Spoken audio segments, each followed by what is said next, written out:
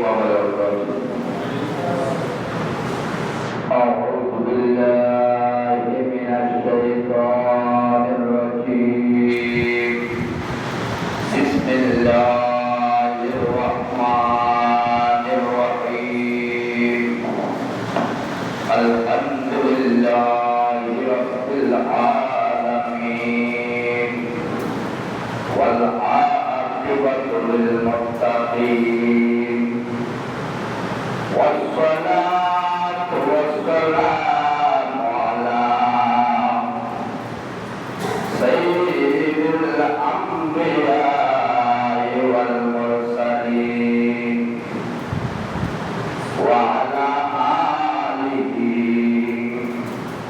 وأصحابه وعلماء أهل سنته أجمعين أما بعد فقد قال الله تعالى عز وجل في شأن حبيبه آمرا ومخبرا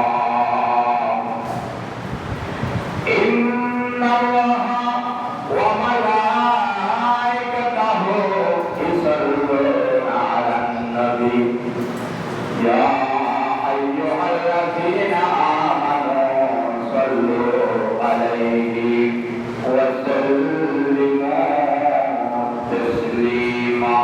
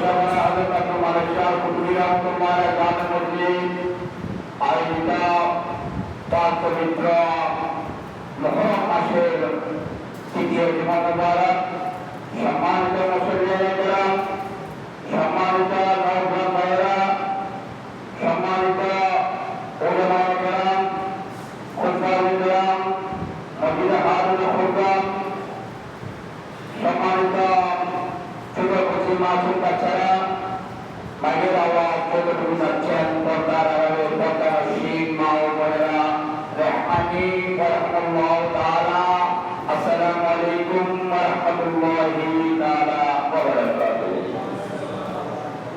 আল্লাহ পাক রব্বুল আলামিনের দরবারে অত্যন্ত শুকর গুজার করি। আল্লাহ পাক রব্বুল আলামিন আমাদেরকে আপনাদেরকে শত কর্মতার ভেতর দিয়ে পাক পবিত্র মুহররম মাসের দ্বিতীয় জুমার আসার জন্য সুযোগ দান করে দিয়েছেন। আল্লাহ পাক রব্বুল আলামিনের দরবারে একবার শুকর গুজার করি, জবান ছেড়ে দিয়ে জবাব বলি আলহামদুলিল্লাহ। এর সাথে সাথে আল্লাহর মাহবুব নবী হায়াতুন নবী জিন্দা নবী নূরুল ওয়ালা নবী কমলি ওয়ালা নবী সওয়াইবুল নবী দুই জাহানের বাদশা নবী হযরত আহমদ মুস্তাফা মুহাম্মদ মুস্তাফা সাল্লাল্লাহু আলাইহি ওয়াসাল্লাম এর উপর শুকর গুজার করি।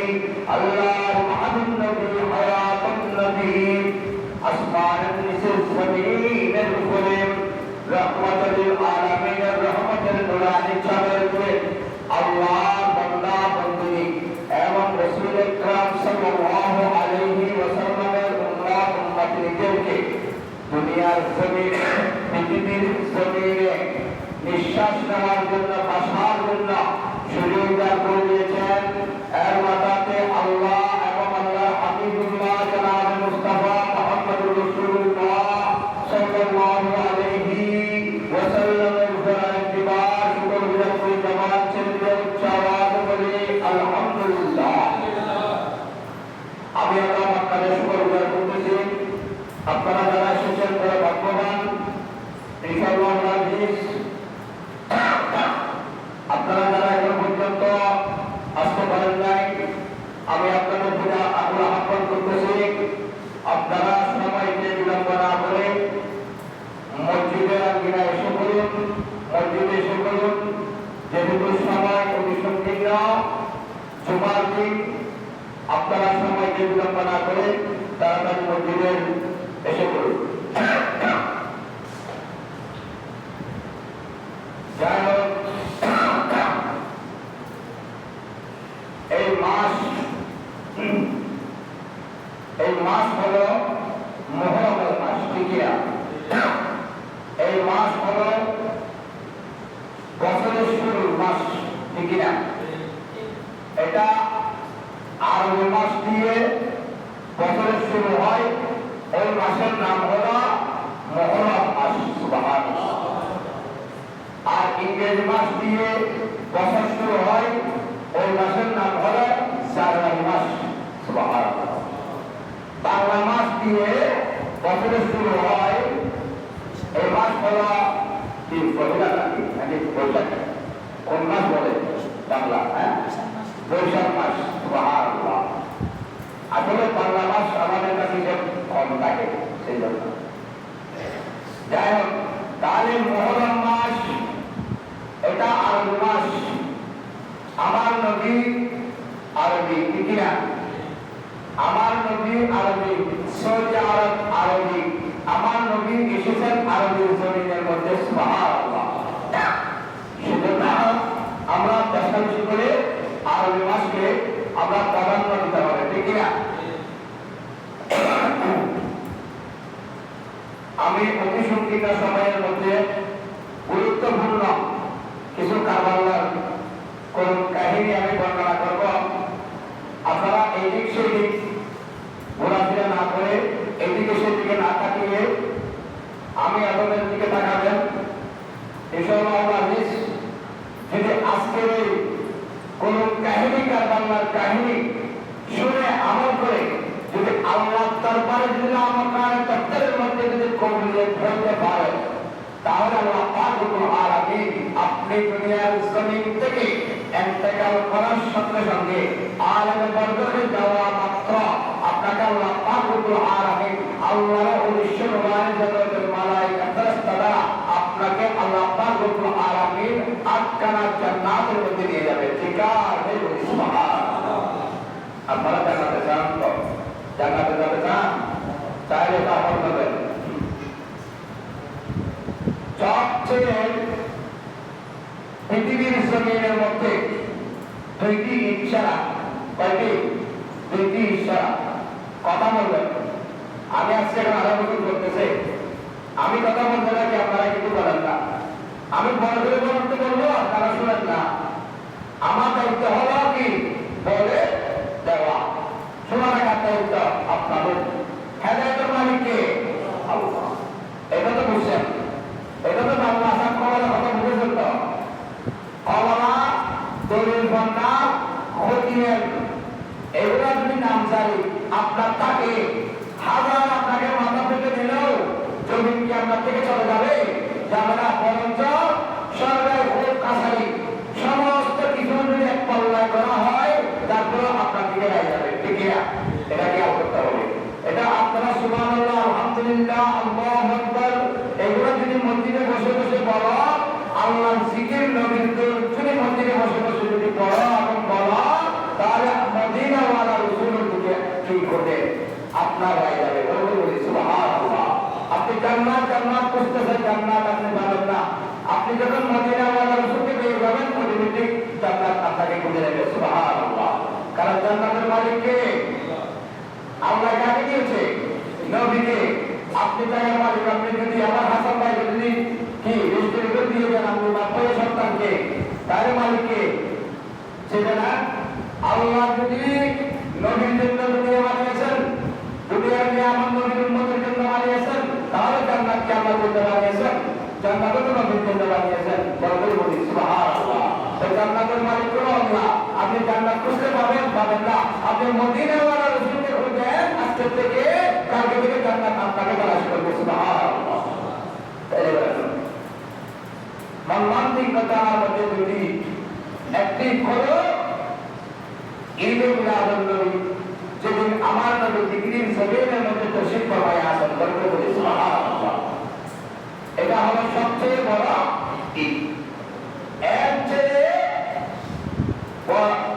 মিলাদুন নবীর পরে যেটা বড় ঈদ সবচেয়ে বেশি, এটা হলো শাহাদায়ে কারবালাহ, 10 মুহররম, 10 বারকাত। ঠিক আছে, সুবহানাল্লাহ। এই এখন চলতেছে মাস, এই মাস হলো ঈদ মিলাদুন নবীর পরে বড় ঈদ হলো কি? এই কারবালার ময়দানে। এরপরে বড় ঈদ হলো ঈদুল আযহা, যাকে কুরবানি। এটাও কি?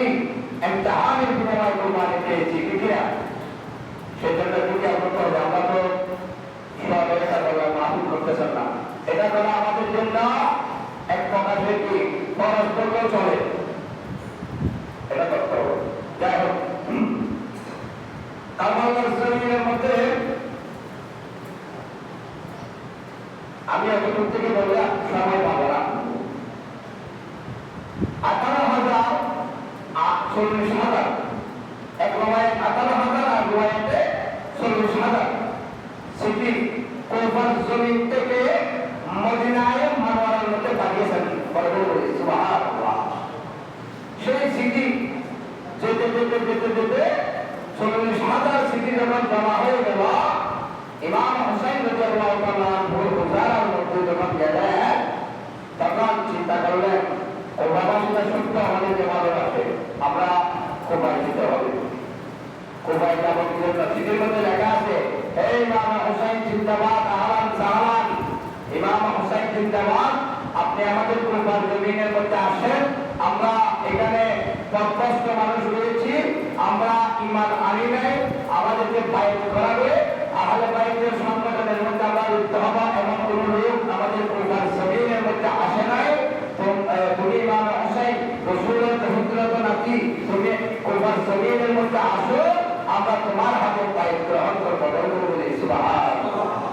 এইভাবে যেতে যেতে 18,000 40,000 সিটি কুরবান জমিন থেকে মদিনায় মনোয়ারার জমিনের মধ্যে জমা হয়েছেন। এরপরে চিন্তা ভাবনা করে আল্লাহর মাহমুদ নবীর প্রিয় সাহাবী হযরতে মুসলিম বিন আকিল রাদিয়াল্লাহু তাআলা আনহু, এই মুসলিম বিন আকিলকে একজন প্রতিনিধি হিসেবে কারবালার জমিনের অর্থাৎ কুরবান জমিনের মধ্যে বাঁধার জন্য কি হয়েছে, সিদ্ধান্ত হয়েছে, মিটিং হয়েছে। মিটিংয়ের মধ্যে কি হয়েছে, সিদ্ধান্ত হয়েছে কুরবান জমিনে কে যাবে। তখন সবাই বললেন আমি যাবো, আমি যাবো, আমি যাবো। কিন্তু ইমাম হুসাইন রাদিয়াল্লাহু তাআলা আনহু ওই মুসলিম বিন আকিলকে ঠিক করলেন, কারণ বিশ্বস্ত মানুষ লাগবে। তো বিশ্বস্ত মানুষ ছাড়া তো কোনো কাজ করা যাবে না। কারণ আমার নবীকে বেশিরভাগ কষ্ট দিয়েছেন কারা জানেন? তারা হচ্ছে মুনাফিক, লেবাসদারি মুনাফিক। মুনাফিকরা সব সময় পিছন থেকে আক্রমণ করে, কোথা থেকে? পিছন থেকে। আর যারা মুনাফিক না, তারা সামনে সামনে কি করে মোকাবেলা করে। আমার রাসূলকে কষ্ট দিয়েছেন একমাত্র শুধু মুনাফিকরা। কাফেরের চাইতে বেশি কষ্ট দিয়েছেন মুনাফিক। হুজুর মুনাফিকরা কোথায় থাকে? মুনাফিকরা থাকে আপনার দুই পাশে। বলি নাউজুবিল্লাহ। মুনাফিক আপনার থেকে চা খাবে, আপনার থেকে ভাত খাবে, আপনার পরিবারের সদস্য বলবে, এরপর আপনাকে ধোঁকা দেবে, টিকা দেবে। এগুলোর নাম হলো মুনাফিক। মুনাফিক চিহ্নিত করে দিলাম, এটা কি আপনার দেবেন? আমার নবীর সাথে মজলিসে বসতেন, আমার নবীর সাথে গানা গিয়েছেন, আমার নবীর সাথে সবকিছু করেছেন। এরপরে আমার নবীর মজলিসের মধ্যে যা কথাবার্তা কথোপকথন হয়েছে, আমার রাসূলের নুরানি জবানে যা কালাম করেছে, ওই কালামগুলো ওই মুনাফিকরা ইবনে জিহাদ ইয়াজিদের দরবারের মধ্যে পৌঁছে দিয়েছে। জিজ্ঞাসা করে নাউজুবিল্লাহ। এগুলো হলো মুনাফিক। চিনেছেন মুনাফিক? এমনি চিনতেন না। এর কাছে গাড়ি আছে, এর কাছে পাগড়ি আছে, এর কাছে টুপি আছে, এর কাছে আর লিবাস সুন্নতি, এর কাছে কি আমার রাসূলের সুন্নাত মোবারক আছে, জুব্বা মোবারক আছে, পাগড়ি মোবারক আছে, আবা আছে, কাবা আছে, সেটার কোনো কারণ নেই। তখন মুসলিম বিন আকিল রাদিয়াল্লাহু তাআলা আনহুকে পাঠার জন্য যখন কুরবান জমিনের মধ্যে সিদ্ধান্ত করলেন, এমন সময় মুসলিম বিন আকিল যখন আসবেন, ওনার দুইটি সন্তান ছিল। দুইটি সন্তান ছিল। একটার নাম হলো ইব্রাহিম, আর একটার নাম হলো মুহাম্মদ। চিন্তা করুন, সুবহানাল্লাহ। ওটার নাম ইব্রাহিম আর ওটার নাম মুহাম্মদ। ওরা বলতেন আব্বা আপনি কুরবান জমিনে যাবেন, আমরাও যাব। একটার বয়স হলো 5 বছর, আরেকটার বয়স হলো 7 বছর। ওরা বললেন আব্বা আমরা যাবো আপনার সাথে। না বাবা তোমরা থাকো মদিনার মধ্যে, আমি যাব ইমাম হুসাইনের প্রতিনিধি হিসেবে কুরবান জমিনে। আমি কে? যখন আমি মুসলিম বিন আকিল যখন চিঠি লিখব, হে ইমাম হুসাইন সালাম মুবারক, ইমাম হুসাইন তুমি এসে যাও, তোমার জন্য কুরবানবাসী পাগল। সুবহানাল্লাহ। এভাবে যখন আমি চিঠি লিখব, তখন আপনি ইমাম হুসাইন কি করবেন? মদিনা থেকে কুরবানবাসীর জমিনের মধ্যে রওনা দেবেন। সুবহানাল্লাহ। তখন মুসলিমের আকিলের সাথে কি করলেন? ওই ওনার দিদি বাচ্চা গেলেন সঙ্গে নিয়ে। ওরা বাপ দাদা তিনজন একসঙ্গে নিয়ে কুরবান জমিনের মধ্যে রওনা দিলেন। এমন সময় যেতে যেতে যেতে যেতে যেতে যখন কুরবান জমিনের কাছাকাছি গেলেন, ওই ইবনে জিহাদ, এই যে ইবনে জিহাদ কতগুলো মানুষ কি বলেছেন? টাকা দিয়ে পয়সা দিয়ে মুনাফিকের কথা বলছি না? মুনাফিক নামদারি মুসলমান, লেবাসদারি মুসলমানদেরকে দুই পাশ দিয়ে হাজার হাজার সৈন্য দাঁড়িয়ে দিলেন। যখন মুসলিম বিন আকিল যখন ঘোড়া করে যখন আসতেছে, এমন সময় ওই নামদারি লেবাসদারি মুনাফিকরা বলতেছে ইমাম হুসাইন জিন্দাবাদ, ইমাম হুসাইন জিন্দাবাদ। এভাবে স্বাগতম দিয়ে মসজিদের নয়, দেশের বাসায় থেকে ওই কুফার জমিনে আগিয়ে আনলেন। সুবহানাল্লাহ। এই আশ্চর্য ঘটনা থেকে মুসলিমরা আগে আসলেন, মেহমানদারি করলেন।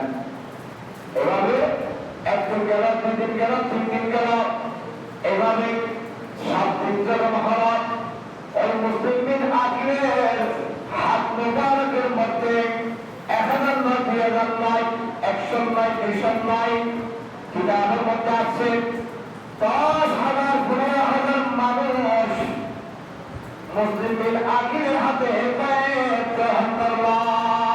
সুবহানাল্লাহ। বাইত গ্রহণ করলেন। তখন বুঝলেন মুসলিমের আকিল আজকে 7 দিন 7 দিন চলতেছে, এতগুলো মানুষ, সামাজিক মানুষ নামাজটা বাইত হচ্ছে কিভাবে? বাইত হচ্ছে, আমি একটা চিঠি লিখি। এবার মুসলিমের আকিল লিখতে লাগলেন, হে হুসাইন সালাম মুবারক, রাসূলুল্লাহ সালাম মুবারক, আপনি আর মদিনার জমিনের মধ্যে থাকিয়েন না, আপনি কুফার জমিনে এসে যান। ওই কুফাবাসীরা আপনি ইমাম হুসাইনের জন্য পাগল পারা। সুবহানাল্লাহ। এভাবে চিঠি লিখলেন। চিঠি লিখে চিঠি যখন ছেড়ে দিলেন, তখন তো মোবাইল যুগ ছিল না, বৈজ্ঞানিকের যুগ ছিল না, আমার নবী ছিল কত বৈজ্ঞানিক। সুবহানাল্লাহ। তখন ছেড়ে দিলেন চিঠি। চিঠি মদিনা শরীফের মধ্যে পৌঁছে গেলেন ইমাম হুসাইন রাদিয়াল্লাহু তাআলা আনহুর হাতের মোবারকের মধ্যে। ইমাম হুসাইন ধরে দেখলেন, আমাদের তো বাবাজিরা অনেক ভালোবাসে, বাপু যেতে হবে, যে যখন আমার প্রতিনিধি যখন বলেছে এখানে পারো, তাহলে আমি তো কি যেতে পারবো? এটা এখন তুমি সন্ধানী নাই নাই 70 বছর পূর্বে আমার নবী নবুয়তের জবানে ঘোষণা দিয়ে দিলেন, হে ইমাম হুসাইন, তুমি কাবার জমিনের মধ্যে নির্মমভাবে শহীদ হবে, খালিদ বিন ইয়াজিদের হাতে শিমর তোমার বুকে ভাসবে। হে ইমাম হুসাইন, তুমি যে কোনো পদ্ধতি গ্রহণ করে, যে কোনো রকমে আল্লাহ তোমাকে ওই কুফার জমিন কারবালায় নিয়ে যাবে। সুবহানাল্লাহ। যে কোনো রকমে কি তুমি কারবালার জমিনে পৌঁছে যাবে, এটা কার ঘোষণা? নবীর ঘোষণা। এটাকে বাদ হবে। নবী এমন গায়েবের অধিকারী, নবীর গায়েব জানান দেওয়ালা বলে হন আল্লাহ।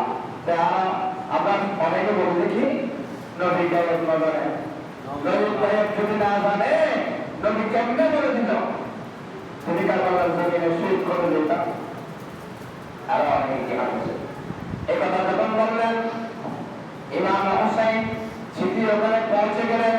পৌঁছার পরে এদিকে যখন চিঠি পৌঁছে গেল, খবর পেয়েছে ইবনে জিহাদ, খবর পেয়েছে ওই ইয়াজিদ যখন খবর পেয়েছে, এমন সময় যখন এশারের নামাজ হয়েছে, এশারের নামাজ হওয়ার সঙ্গে সঙ্গে আমরা এখন নামাজ পড়ি না, নামাজ পড়ি, আমরা নামাজ পড়ি কি করে?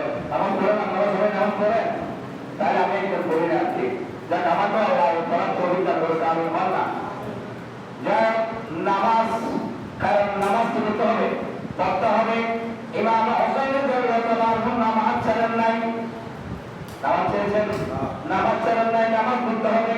নামাজ বেহেশতের চাবি বলেন, আল মিফতাহু জান্নাতিস সালাত। আমার নবী নবুয়তের জামানে হাদিসের মধ্যে ঘোষণা দিয়েছেন, রাসূলুল্লাহ সাল্লাল্লাহু আলাইহি ওয়াসাল্লাম, আল মিফতাহু জান্নাতিস সালাত। সুবহানাল্লাহ। নামাজ বেহেশতের চাবি, তোমরা নামাজ পড়তে হবে। আমার নবী দিকে হাদিসের মধ্যে বলতেছেন, নবুয়তের জামানায় ইরশাদ করতেছেন, আউয়ালু মা ইউহাসাবু বিল আবদু ইয়াওমাল কিয়ামাতিস সালাত। সুবহানাল্লাহ। কিয়ামতের দিন সর্বপ্রথম নামাজের হিসাব হবে। সুবহানাল্লাহ। সেজন্য আল্লাহ কোরআনে কারীমের মধ্যে একবার নয়, দুইবার নয়, 10 বার নয়, 20 বার নয়, 80 হতে 82 বার বলেছে, ওয়া আকিমুস সালাহ, ওয়া আকিমুস সালাহ, ওয়া আকিমুস সালাহ। সুবহানাল্লাহ। অর্থাৎ ওয়া আকিমুস সালাহ মানে নামাজ, নামাজ, নামাজ কায়েম করা। আল্লাহ আমার কিন্তু আমি বলেন না,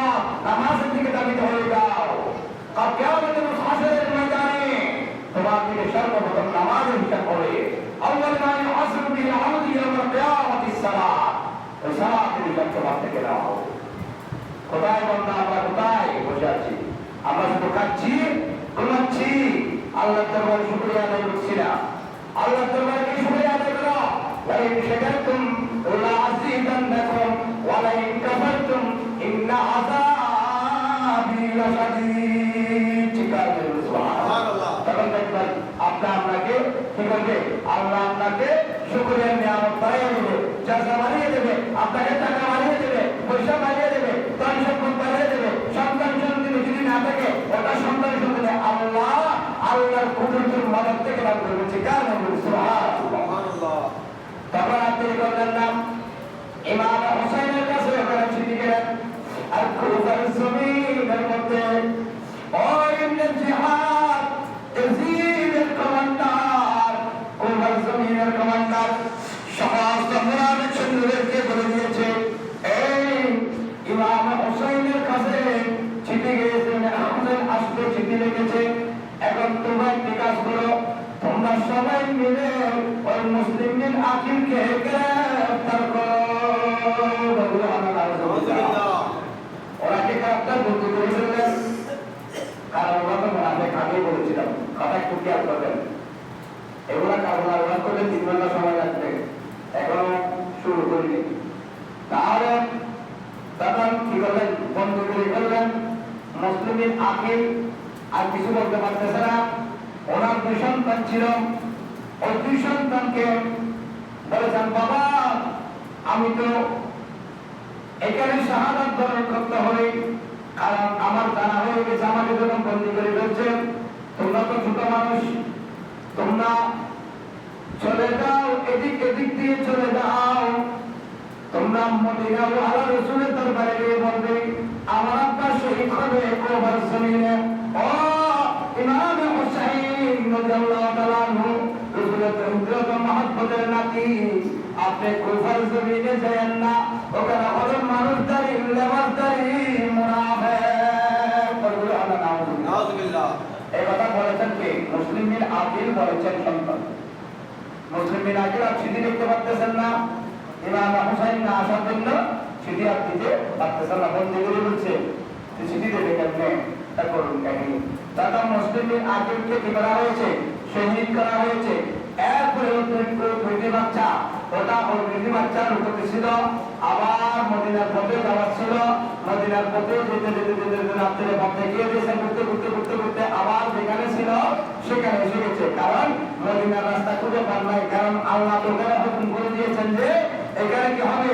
আহলে বাইতরা কি হবে?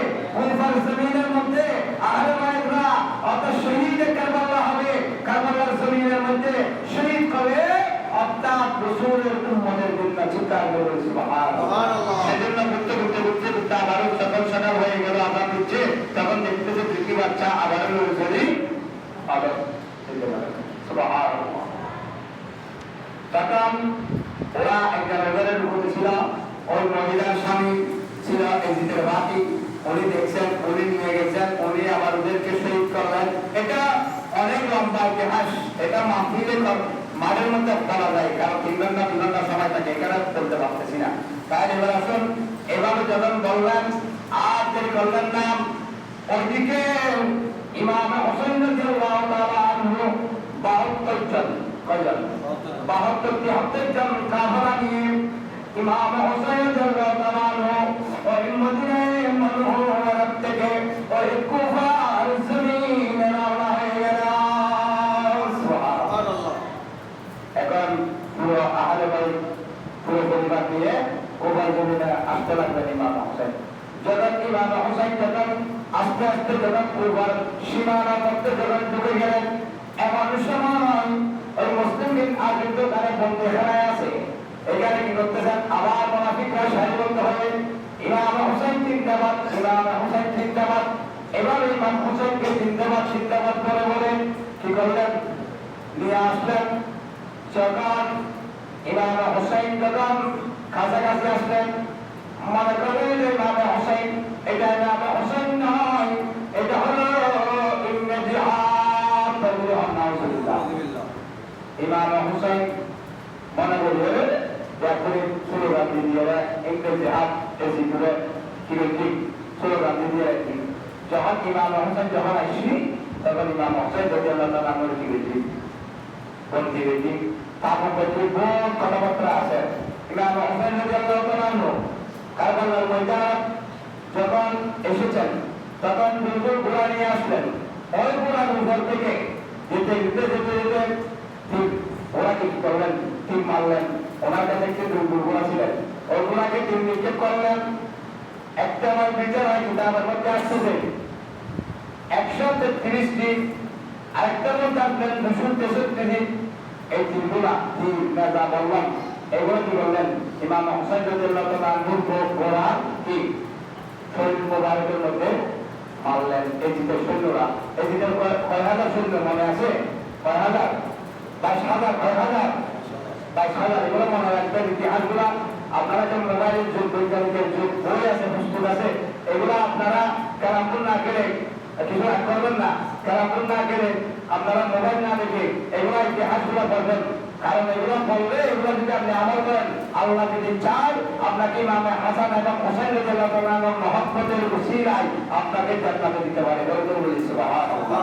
সেজন্যই কারবালার বইগুলো একটু কি করবেন, খেয়াল করবেন।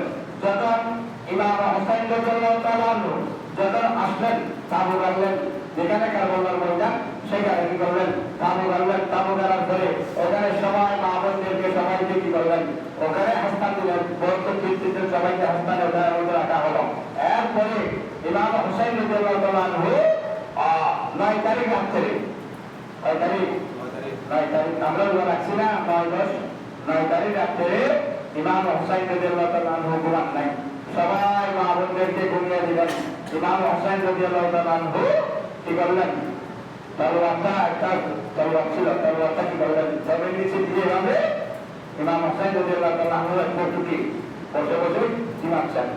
এমন সময়ের মধ্যে হঠাৎ যখন রাতের 2টা-3টা গভীর হলো, এমন সময়ের মধ্যে ইমাম হোসেন রাদিয়াল্লাহু তাআলা আনহুর কাছে একজন কবি আসলেন, নিদ্রা আসলেন, একজন কবির কমকম্পা বসলেন। এমন সময় দেখতে পেলেন একজন পর্দানশী মহিলা এসে ওই কারবালার জমিনের মধ্যে ঝাড়ু দিচ্ছেন। কি দিচ্ছেন? ঝাড়ু দিচ্ছেন। ইমাম হোসেন রাদিয়াল্লাহু তাআলা আনহু জিজ্ঞেস করলেন, এটা কি দেখতেছে? ইমাম হোসেন মানে তন্ত্র একটু ঘুম আসে না, মানে বেশি ঘুম না, কম ঘুম না, মানে মিলে মিলে চলবাই আসবে এদিকে হয় এই মিলিশে চলবাই আসবে। এমন সময়ের মধ্যে দেখতেছেন একজন মহিলা মেকআপ করা, হাতে নৌকা থেকে মৌকা, কোনো অংশ দেখা যাচ্ছে না, সব কিছু বন্ধ, কালা বোরকা পরানো। এমন একজন মহিলা এসে দেখতেছে কারবালার জমিনে 1 ঘন্টা 2 ঘন্টা যার মধ্যে পাথর ছিল, ওই পাথরগুলো একটু করে সব পাথর ঘন্টা 2 ঘন্টার জায়গা পরিষ্কার করে দিল। সুবহানাল্লাহ। তখন ইমাম হোসেন রাদিয়াল্লাহু তাআলা আনহু দেখলেন, জিজ্ঞেস করলেন, হে মহিলা, তুমি কম সংখ্যার মহিলা, এত রাত্রে তুমি এসে এই গোফার জমিনে কারবালার জমিনের মধ্যে পাথর কাজ দিচ্ছেন, তুমি কে? এই কথা যখন ইমাম হোসেন রাদিয়াল্লাহু তাআলা আনহু বললেন, ওই মহিলা বসা থেকে দাঁড়িয়ে গেলেন, দাঁড়িয়ে নেকাবটা একটু তুলে দিলেন, নেকাব যখন উল্টিয়ে দিলেন, দেখতে পেলেন ইমাম হোসেন রাদিয়াল্লাহু তাআলা আনহু এটা তো আর কেউ না, ইমাম হোসেনের খুলিয়াত হুলা খাতুন জান্নাত মা ফাতেমা রাদিয়াল্লাহু তাআলা আনহু। তখন বলতে লাগলেন, ও মা ফাতেমা, মা খুলিয়াত হুলা, আপনি এখানে কেন এসেছেন?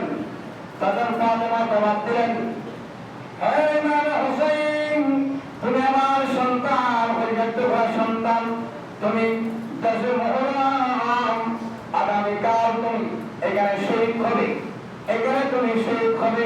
এখানে যখন তুমি দুর্ঘটনা থেকে যখন মাটির মধ্যে পড়ে যাবে, ওখানে অনেক হারাম সৌদি আরবের মধ্যে যারা গিয়েছেন, মরুভূমিরা পাথর না, সব জায়গায় ভালো না পাথর, তুমি পাথরের মধ্যে ব্যথা পাবে। সেজন্য আমি মক্কা থেকে আসি নাই, আমি সিরিয়া থেকে আসি নাই, দামেস্ক থেকে আসি নাই, কুফা থেকে যাই নাই, আমি এসেছি মদিনায়ে মুনাওয়ার জান্নাতুল বহি থেকে আমি ফাহাদুল জান্নাত মা ফাতেমা এসেছি, আমার সন্তান এখানে গড়াগড়ি করবে যেন আমার সন্তানের পিঠে এবং গায়ে যেন পাথরের ছুট না লাগে। সেই জন্য আমি কি করতেছি, ওরা খাটাই হঠাৎ করে ইমাম হোসেন রাদিয়াল্লাহু তাআলা আনহু ঘুম থেকে নিকট থেকে লাগিয়ে গেলেন।